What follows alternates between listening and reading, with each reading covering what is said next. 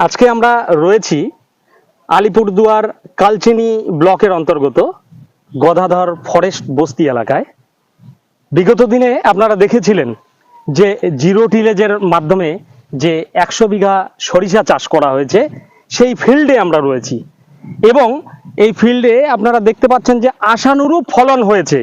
আমরা যেটা ধারণা করতে পারিনি, গত বছরে আমরা যেরকম সরিষা চাষ করেছি কোচবিহার জেলার অন্যান্য জায়গায়, তার থেকেও অনেক অংশে ভালো হয়েছে এই জায়গায় সরিষা। তো টোটালটাই হচ্ছে জিরো টিলেজ এবং সব থেকে বড় যে বিষয়টা হচ্ছে জিরো টিলেজে চাষ করার ফলে গাছের যে গ্রোথ লেভেল আপনারা সামনে দেখতে পাচ্ছেন। এই যে এখানে একটা গাছ রয়েছে, আপনারা ভালো করে দেখুন, একটা গাছে ন্যূনতম 40 থেকে 50টা ব্রাঞ্চ অর্থাৎ শাখা হয়েছে এবং ন্যূনতম একটা গাছে আনুমানিক গত বছর আমরা যেটা অনুমান করেছিলাম 150-100 গ্রাম একটা গাছ থেকে হয়েছে, কিছু কিছু গাছে 200 গ্রাম পর্যন্ত ফলন হয়েছে। তো আনুমানিক বিঘা প্রতি ন্যূনতম 6 মণ এবারে ফলন আসতে পারে, সেটার একটা সম্ভাবনা আমরা দেখতে পাচ্ছি। যেহেতু আমরা অনেক বড় একটা ঝুঁকি নিয়ে এই ফরেস্ট এলাকায় করেছি, তো এখানে শুরুর দিকে আমরা ততটা সমস্যা দেখতে পারিনি, কিন্তু শেষের দিকে আমরা দেখতে পাচ্ছি। আমরা চারিদিক পুরো 100 বিঘা আমরা নেট দিয়ে ঘিরেছি, কিন্তু তার পাশাপাশি এই মুহূর্তে আমরা যেটা দেখতে পাচ্ছি যে এখানে ফরেস্টের যে বন্য জীবজন্তু এবং তার পাশাপাশি হচ্ছে স্থানীয় মানুষজনের যে গবাদি পশু রয়েছে সেগুলো এখানে হচ্ছে ছেড়ে দেওয়া থাকে। বিভিন্ন জায়গায় আমাদের যে বেড়া দিয়েছি আমরা নেট দিয়ে এবং বাঁশ দিয়ে, সেই বেড়া ভেঙে প্রত্যেক দিন এখানকার গরু ছাগল এগুলো ঢুকে থাকে, তাতে কিছুটা পরিমাণ ক্ষতি করেছে, কিন্তু ক্ষতি হলেও সেরকম পরিমাণে ক্ষতি হয়নি। তো এই জিরো টিলেজ পদ্ধতিতে যে চাষ করে আমরা লাভবান, সেটা আমরা এই মুহূর্তে পর্যন্ত আমরা বুঝতে পারছি যে আমরা আশা করি এটা ভালো অঙ্কের আমরা মুনাফা করতে পারবো। এবং আমার সঙ্গে রয়েছেন এখানে এই যে এত প্লট করে দেওয়ার জন্য যিনি সহযোগিতা করেছেন এবং আমাদের সঙ্গে যুক্ত রয়েছেন ইমরান আলী। ওনার কাছ থেকে আমি ওনার যে এক্সপেকটেশন আছে সেটা আমি একটু শুনতে চাচ্ছি, বলুন। নমস্কার, আমার নাম ইমরান আলী।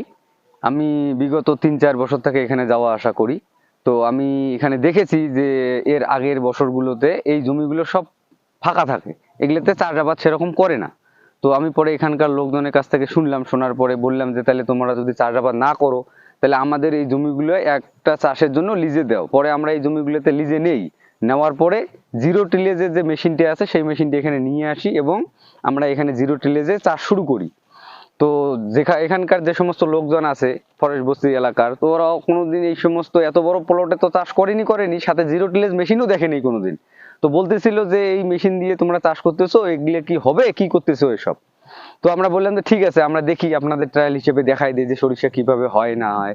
তো পরবর্তীতে আমরা করলাম, করার পরে আপনারা তো দেখছেন আমাদের বিগত ভিডিওতে যে চারাটা তখন একটু বড় হলো, তারপরে আমরা জল দিলাম, 2বার জল দিলাম, তারপরে এবার আমাদের সরিষা কাটার সময় এসে গেছে। তো এখন এখানকার যে চাষিরা আছে যারা জমি আমাদেরকে দিয়েছিল, যাদের জমি এগুলা, তো তারা বলতেছে যে এইরকম সরিষা তো আমরা কোনোদিন আমাদের জীবনে দেখিনি। তো এবছর যে সরিষা হয়েছে তারা খুব খুশি।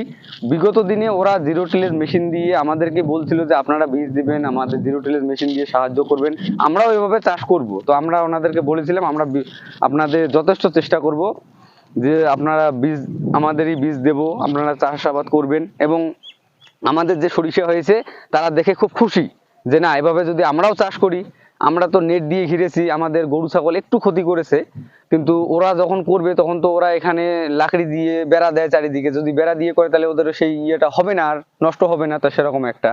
তো ওরা খুব খুশি, আমরাও খুব খুশি যে আমরা এসেছি। আশা করি 5-6 মণ বিঘা প্রতি তো আসতে পারে, আমরা আশা করতেছি বেশিও আসতে পারে। একটা করে গাছ দেখেন আপনারা, একটা করে গাছ দাঁড়িয়ে থাকতে পারতেছে না ওর নিজের ওজনটা নিয়ে। গাছের গোড়া কিন্তু খুব মোটা, গাছের গোড়া শক্ত আছে, কিন্তু ওদের মানে বীজের যে ওজনটা এটা নিয়ে দাঁড়িয়ে থাকতে পারতেছে না, এটা হেলে পড়ে যাইতেছে। তো আমরা কাটবো, আশা করি আমরা 6-7 দিনের মধ্যে চাষটা কাটা শুরু করে দেব। ধন্যবাদ জানাই ইমরান আলীকে।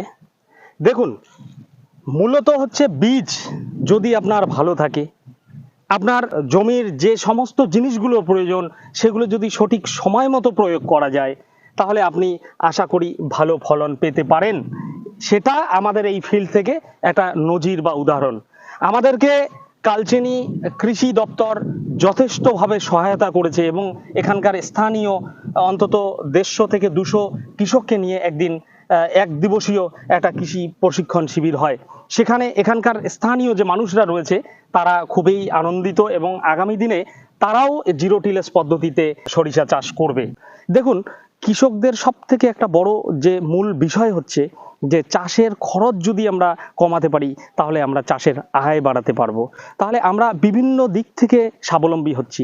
একদিকে যেমন বিনা চাষে আমরা চাষের খরচ কমাচ্ছি, আমার জলসেচ কম লাগছে, তাহলে সব দিক থেকে আমি প্রফিট করতে পারছি। অর্থাৎ শুরুতে আমি চাষের শুরুতে যে খরচ সেই খরচটাকে আমি কমিয়ে আনতে পারছি। যে কোনো কৃষক যদি চাষের খরচ কমাতে পারে তাহলে চাষের আয় বাড়াতে পারবে এবং রাজ্য এবং কেন্দ্র সরকারের মূল লক্ষ্য হচ্ছে আমাদেরকে আগামী দিনে আধুনিক কৃষির দিকে এগোতে হবে। আমরা যদি আধুনিক কৃষির দিকে না এগিয়ে যাই, অর্থাৎ পূর্ববর্তী বা পূর্বপুরুষের যে পন্থা অবলম্বন করে চাষাবাদ করত সেই পন্থা অবলম্বন করে যদি আমরা চলি তাহলে আমরা কিন্তু চাষে সেরকম প্রফিট করতে পারবো না। আমরা এবারে যে ফলন হয়েছে তাতে গত বছরের আমাদের অভিজ্ঞতা অনুযায়ী আমরা বলছি ন্যূনতম 5 থেকে 6 মণ করে এই জমিতে ফলন আসবে।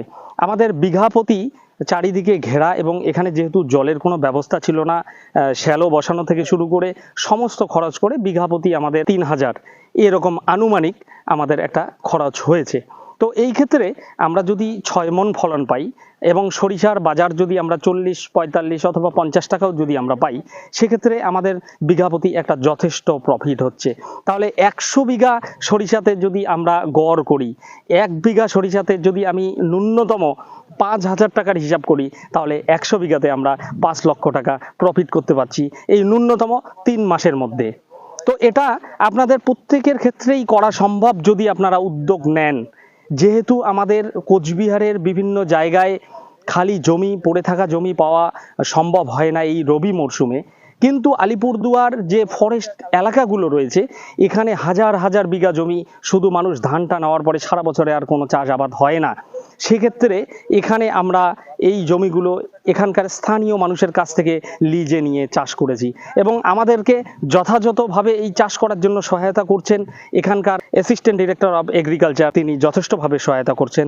তার পাশাপাশি আমাদেরকে পরামর্শ থেকে শুরু করে প্রপারভাবে গাইড করেছেন কোচবিহার জেলার জয়েন্ট ডিরেক্টর শ্রী রজত চ্যাটার্জি মহাশয় এই বিষয়ের জন্য, যে আমাদের চাষের জন্য উনি প্রতিটা মুহূর্ত আমাদের কাছ থেকে আপডেট নিত এবং অফিসিয়ালি যে সময় সেই ধরুন যে 4:30 বা 5টা, তারপরেও উনি আমাদের সমস্তভাবে গাইড করত, অন্তত ফোনে না হলে আমাদের হোয়াটসঅ্যাপে বার্তা দিত এবং গাছ কতটা গ্রোথ হচ্ছে, গাছে পোকা ধরছে কিনা, গাছে জিঙ্ক বা ভিটামিনের কোনো অভাব দেখা দিচ্ছে কিনা, এই যে সমস্ত বিষয়গুলো প্রতিটা মুহূর্তে আমাদেরকে আপডেট দিত। তো আমি স্যারকে অশেষ ধন্যবাদ জানাবো। তার পাশাপাশি আমি ধন্যবাদ জানাবো এখানকার এডিএ সাহেব রয়েছে প্রবোধ মণ্ডল স্যার, ওনাকেও আমি অশেষ ধন্যবাদ জানাই। আমাদের এই ফিল্ডটা তৈরি করার জন্য যথেষ্টভাবে উনি আমাদের সহযোগিতা করেছেন। তার পাশাপাশি আলিপুরদুয়ার কৃষি দপ্তরকে আমি ধন্যবাদ জানাচ্ছি। আমাদের এই ফিল্ডে আলিপুরদুয়ার জেলার ডিডি অ্যাডমিন স্যারও এসে গিয়েছেন। তো আমরা যথেষ্টভাবে খুশি। আশা করি জমি থেকে আমরা এই ফলনটা ওঠার পরেই আমরা বুঝতে পারবো আমরা কতটা প্রফিট করছি। ধন্যবাদ।